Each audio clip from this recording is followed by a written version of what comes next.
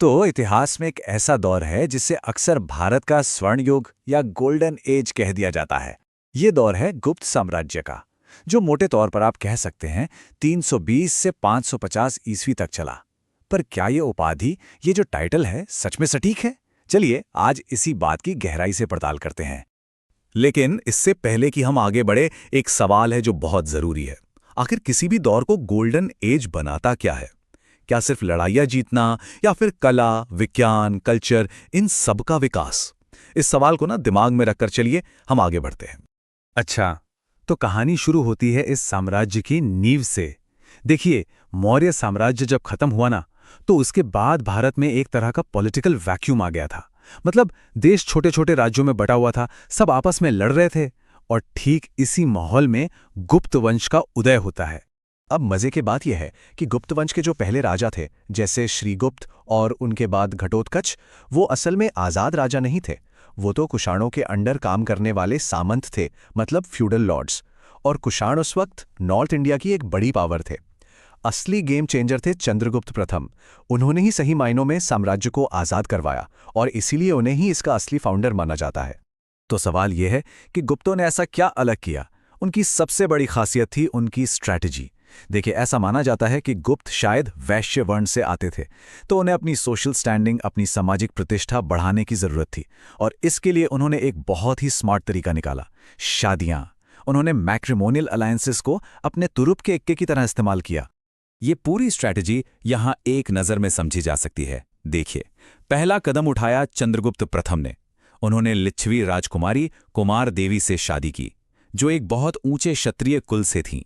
इससे उन्हें जबरदस्त पॉलिटिकल पावर और लेजिटिमेसी मिली। फिर आए उनके बेटे समुद्रगुप्त। उन्होंने तो इस रिश्ते को और भी बढ़ा चढ़ाकर दिखाया। गर्व से खुद को लिच्छवी दौहित्र कहते थे, मतलब लिच्छवियों का नाती। इसके बाद अगली पीढ़ी में चंद्रगुप्त द्वितीय ने अपनी बेटी प्रभावती गुप्त की शादी एक वाकटक राजकुमार से कर दी और दक्षिण में एक पावरफुल दोस्त बना लिया। और इतना ही नहीं, उन्होंने खुद एक नाग राजकुमारी कुबेर नागा से शादी की, ताकि उस शक्तिशाली नाग कबीले को शांत किया जा सके। एक ऐसा कबीला जिसे उनके पिता समुद्रगुप्त भी पूरी तरह से नहीं जीत सके थे। क्या कमाल की डिप्लोमेसी थी! तो इस मजबूत पॉलिटिकल फाउंडेशन पर एक ऐसी शानदार सांस्कृतिक इमारत खड़ी हुई जिसकी मिसाल मिलना मुश्किल है। और यहीं से आप कह सकते हैं गोल्डन एज की असली कहानी शुरू होती है। और इस कहानी के हीरो थे इसके महान शासक। समुद्रगुप्त को ही ले लीजिए। वो सिर्फ एक कॉन्करर नहीं थे, बल्कि एक बहुत ही प्रैक्टिकल स्टेट्समैन थे। उन्होंने दो अलग अलग पॉलिसीज अपनाई। नॉर्थ इंडिया के लिए उनकी पॉलिसी थी, जीतो और कब्जा कर लो, क्योंकि वहां डायरेक्ट कंट्रोल करना मुमकिन था। लेकिन साउथ इंडिया के लिए उनकी स्ट्रैटेजी बिल्कुल अलग थी। जीतो, टैक्स लो और फिर उन्हें उनके हाल पर छोड़ दो, बस अपना सबऑर्डिनेट बनाकर। वो जानते थे कि इतने दूर के इलाकों पर सीधे राज करना प्रैक्टिकल नहीं है। समुद्रगुप्त के बाद आते हैं चंद्रगुप्त द्वितीय, जिन्हें हम विक्रमादित्य के नाम से भी जानते हैं। और सच पूछिए तो उनका दौर ही गुप्त साम्राज्य का पीक था, उसका शिखर था।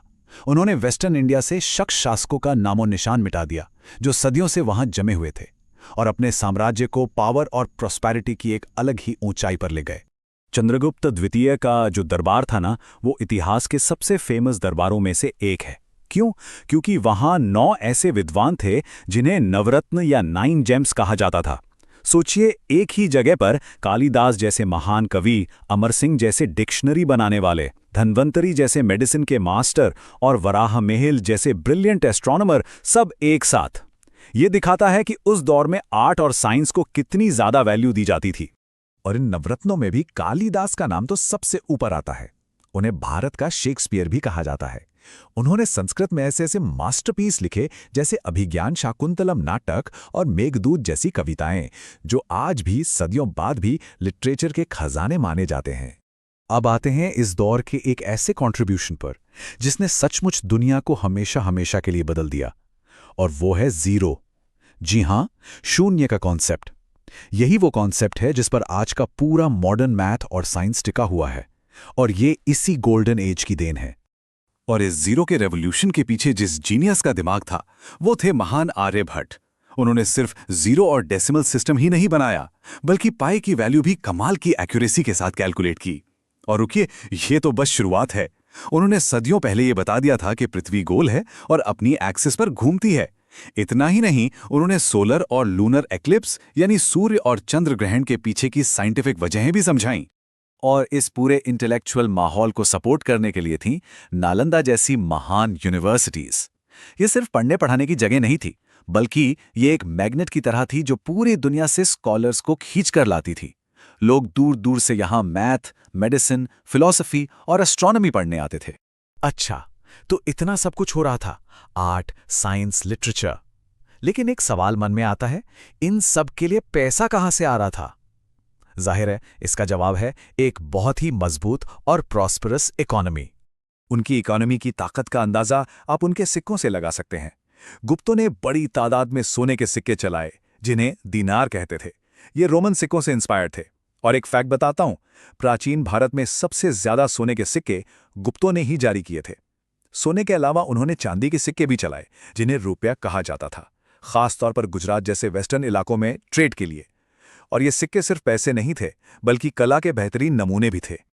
लेकिन जैसा कि हम जानते हैं, इतिहास में कुछ भी हमेशा के लिए नहीं रहता।